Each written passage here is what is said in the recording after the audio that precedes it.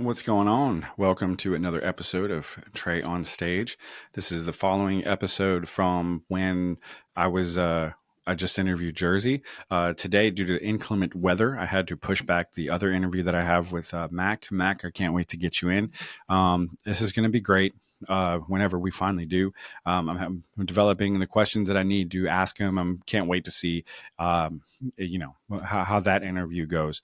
So for everybody tuning in right now, basically what I'm going to do is I'm going to construct a joke because I need to work on that. And I figure what better way to do that than probably in front of like an audience or in front of something like that. So let's go ahead and construct the joke. So the joke essentially is going to be like a premise, a setup, and a punchline is what I'm going to go for here. And so I'm going to try to figure out something interesting with just that whole deal. So it starts off with an idea, right? So I'm thinking of an idea. What is something funny? Right? Maybe old people driving, right?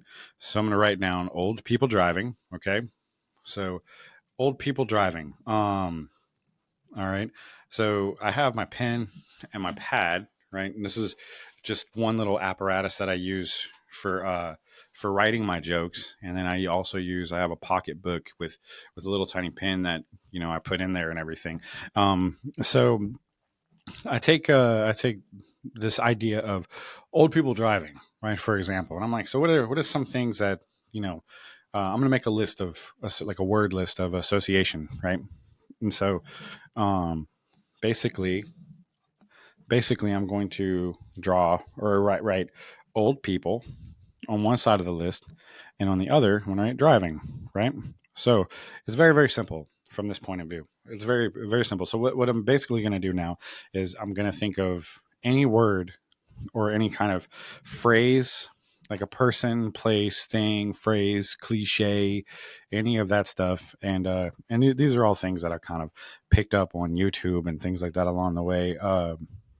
From people like I think his name is the joke doctor, because I couldn't figure out how to construct a joke, so I had to kind of look it up just like you do. But yeah, he kind of came up with this thing, and I felt like it kind of works for me, but also sort of doesn't. I don't know, but I'm still trying to find my voice, right? So anyway, so what I'm going to do is I'm going to write down old people on one block, right, and on the other block I'm going to write driving. Okay, so I'm going to think of whatever about driving, right? Driving. What is it, like yelling at people who can't drive, right? That's a good one. Who can't drive. All right. People who don't go when the light turns green. Okay. So statues at green. That's like kind of how I'm going to do it. Statues at green light. All right. What else? Let me think. People texting and driving. Can't stand that. Texters and drivers. Texting and driving. You see, and I'm already kind of thinking of different things from just from what I'm showing you now, texting and driving. And so, for example, now that I've thought of these three little things, I'm going to try to think of three things about old people, right? So what is I don't know, what's one thing about old people, right? I guess maybe they smell funny or they stink. uh I mean, that's not all old people, but they smell like that powder, you know what I mean? Like that old person kind of like soft sort of smelling powder that they kind of smell like. That's what they kind of remind me of. So that smelly powder smell of old people. I don't like, what is that, by the way? Like, I don't even know what that is. I remember my grandmother, she used to have this round powder container, and on it had a whole bunch of lilies, like gold lilies on it. And I wonder if that's like the, hey, welcome to your old, like kind of present, because it's kind of gold. It's old and gold, So smelly powder stuff. Okay. So I'm going to write that down. What else can we say about old people? Nursing homes. We could say a nursing home, right? Um, okay. What else about old people? There's probably a ton of things. What, skin tags? You know what I mean? Like some moles and skin tags. Yeah. Okay. Uh, and if for anybody going like, oh, that's kind of gross and nasty. Well, I hate to break it to you, but we're all going to be old. Well, some won't make it. Back to the show. So, anyways, so we're gonna go ahead and look up things like that. So, smelly powder stuff, nursing home, moles, skin tags, toenails. See, now I'm just thinking of only body parts. I'm just thinking of nasty old body parts. Um, so maybe I should just say that. Just round it out and just say nasty old body parts. That's what I should probably say. Okay, so now, okay, and this is sort of like in a quick abbreviated version of all this. So now I have on one side I have smelly powder stuff, nursing home, moles, skin tags, toenails. Okay, and on the other side I have yelling at people who can't drive, statues of the green light, and texting and driving. Right. So now we're going to do some word association. So how does the what is the correlation between the two? Okay, so now I've got the smelly powder stuff. Right. So um, I really don't know. Like this. I saw this one old person at this red light who was putting on that powder stuff that they smell. Or I saw this one old person who wouldn't. Um, I saw this one old person who wouldn't go when the light turned green because they were texting. Right. That's not something you see every day. Can you imagine seeing an old person texting? Right. So an old person texting and driving. Just think about that for a second. Now, I know what you're already thinking. See, here's the thing: is I know that you're already thinking, "Hey, dude, old people can't drive. They drive so slow. We have to drive around them. They shouldn't be on the road, and they drive too slow on the road and all that." I understand. I'm so what this is sort of finding like a funny angle with all that because of course I'm going to get around to that, But why do they drive slow? You know what I mean? I guess it's because of glaucoma. Yeah, it's because of any kind of chronic illness and probably dementia. And they'll probably end up in like weird places like Luby's or something like that. It's probably that. Okay. But I'm also thinking of what other reasons. You know what I mean? So are they leaving the nursing home to go pick up some powder, and they're texting and driving? Hey, Ethel, what's that one powder that you got me that one time? Do old people have Victoria's Secrets? Do old people have like kind of like an old person Victoria's Secret do they go to, or is that just like thrift stores? Do old people shop at thrift stores for their underwear? Is that where they get them? I never even thought of that because I think at Walmart I've seen one of those bed sheets that they put over the bottoms of their bodies, like those bottom bed sheets that they have called their underwears. I mean, why they're huge. I know why they're huge. They're huge because they have big butts, and I cannot lie about that. I mean, we all know that that's what the deal is. And tidy whities are a thing. I wonder why tidy whities are a thing. I have so much intrigue.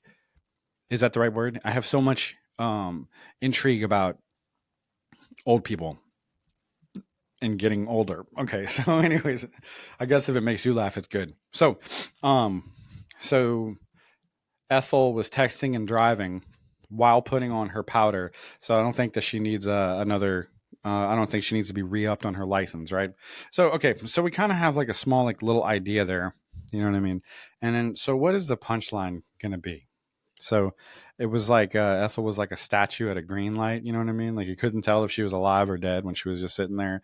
The green light happened and she just wouldn't move because she was putting on her powder and maybe texting on her rotary phone. On her rotary cell phone, she was just texting away. Like, okay, hold on, let me go ahead and send my message to Ethel, and it's like, and that's like, I guess, hi. You know what I mean? Like, because you remember back in the day when you used to have to text, it was like either you had T9 and then um you had T9 and then you had the actual phone with the buttons. Wait, oh my I believe that the rotary phone was how you texted for a second there. Anyway, what I mean is you had T9 and then you had to hit the button like several times. You know what I mean? So I imagine that old people would sit there and use that like a rotary phone, like a little. So what's important about that is that's how I come up with these jokes, literally. Like, so I just sit here and I just talk. I talk it out. I talk it to myself. I pretend like I'm doing stand up. And the reason why this is so special for me right now and doing it for you is because now you're here watching my process a little bit. So, my ADD ass, I don't really stick to this. I sort of do what I'm doing to you right now. I kind of shotgun it. I kind of go like, all right, so this is gonna be funny if I did this. This is gonna be funny if I did this. This is gonna be funny if I did this. This is gonna be really hilarious if I did this. And so I kind of do that when I do all my uh, when I do all my joke writing. So I spitball it. So and I don't even stick by everything. I'm just a little crazy because I just write it down, right? So once again, let's go back. Let's go back again. What we were talking about. So we're talking about old people driving and why they shouldn't drive. Old people I don't think should drive. Excuse me, old people I don't think should drive, right? Because they drive super slow because they're texting on their rotary phones, right?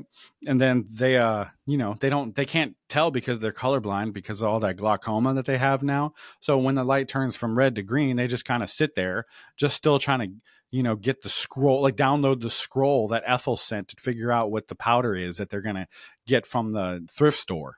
So you see how it's kind of like coming together, but not, right? Because you need a punchline. Okay. So old people driving is like what? So that's essentially the question. Joke writing is an analogy. It's kind of making a relatable topic to something completely unrelatable. So you got to think of it kind of like this. Like we all know that old people driving is very, very slow. So, but what's amazing? Like, okay, so old people driving is like um or driving with old people on the road is like trying to wait driving with old people on the road would kind of be um make as much sense as trying to jumpstart a horse. I don't know, right? It's not very funny. It's kind of stupid, but here's the thing though, is that that's the effort of it. Now, this one, I might not come up with this one because I'm honestly really not even feeling it. Really, like old people driving on the road is just like um, I don't know, like watching a bomb go off in slow motion, or something like that, or just kind of weird. Like old people driving on the road it kind of reminds me of um I don't know, like a tortoise and a hare. You see what I'm saying? Like, I'm not really feeling it. Right now. I'm stuck on the whole like one horse is 15 horsepower thing because I'm sort of wrapped up in how is that a thing? I thought it was like one horse would be like 1 horsepower. You know what I mean? I didn't think that one horse was going to be just you know 15 horsepower. So how do they measure it? I don't know. Maybe they measure it by the power of the horse. See? So yeah. So my ADD butt does that, right? So let's see if I could find like a different thing. Okay.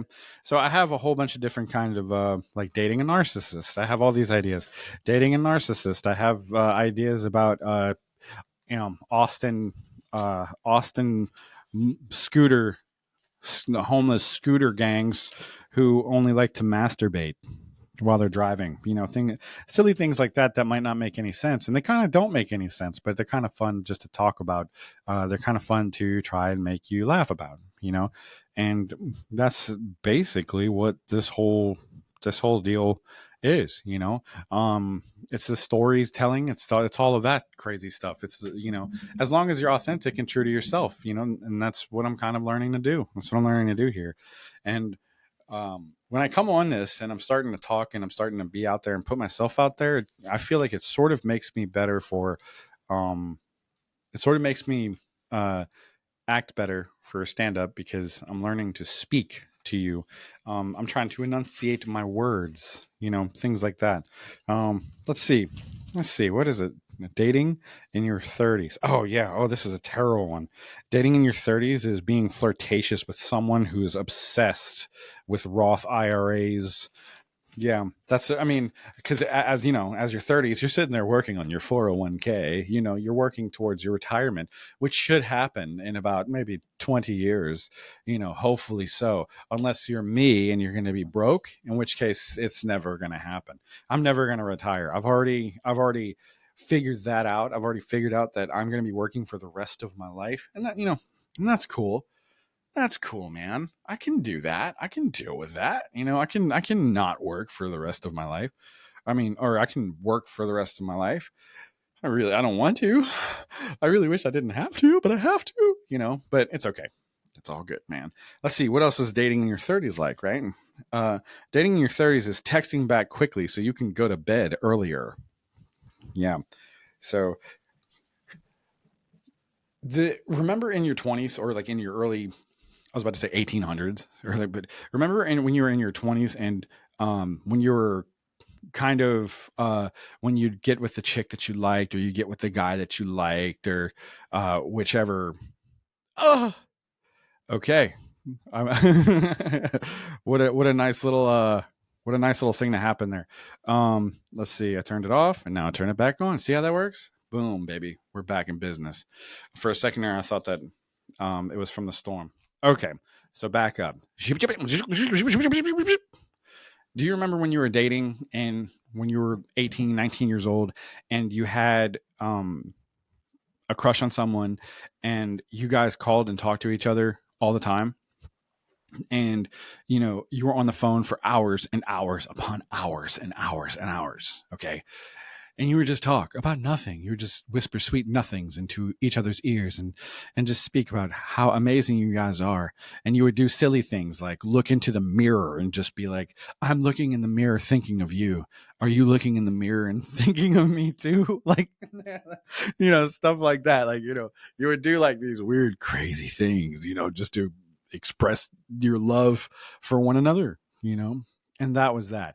And dating in your 30s, I feel like is not that. Now, my brother and I, we had this kind of interesting and fun conversation about this whole thing because we've never dated in our 30s, actually. Like, Matt hasn't, and nor I haven't dated in my 30s. Um, I, I was married for most of it, and then, now that the whole marriage thing is coming to an end, I am no longer, like, I'm not really even looking. I'm kind of older. I'm just done. I'm kind of like, but I think it has a good joke in there about what I think it would be like to date in your 30s, right? For example, it's understanding your bones cracking. It's fine tuning your bones cracking. It's sort of being able to be like, what you want. You want an elbow, shoulder, toe, or neck, you can do all that now. There was a video that I posted just recently and I had to laugh at it. It was the RC car video, and I had to really laugh at it because was going down the stairs, or I was walking down the stairs, right? And all you heard was like, and that was my ankle. That was my cankles cracking. That was my ankles, cankles, and cracking. They were, it was just funny because all I was doing was just walking down the steps. Just that's it. Just walking. So let's see. Oh yeah. Dating in your 30s is experiencing puppy love and divorce at the same time. Man, okay.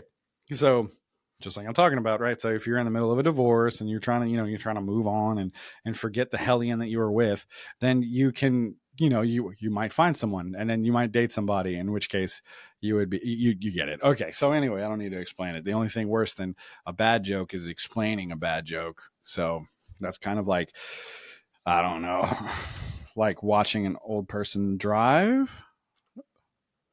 No, that didn't work. Okay, moving on. What else do I got here? Oh yeah, yeah. So Anthony, my uncle, my tío, he told me he said something about a pregnant mermaid, and I thought that was brilliant. I thought just listening to a pregnant mermaid or like listening to any kind of joke about a pregnant mermaid would be kind of funny. And Matt came up with the joke. How would she give birth? Through a C-section. I didn't come up with that. That wasn't me. That was Matt. Good job, Matt. Good job. That's only bombs material right there, right off the press, just hot off the press. That was fantastic. So, me, I came up with other stuff like she's gonna be a wreck. You know what I mean? How'd she end up pregnant? She wore her fishnets. Things like that.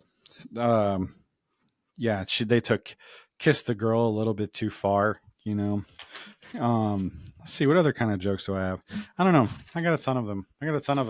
I can't wait to get back on stage. The other day at the secret group, I almost went on accidentally. That was that was kind of funny actually.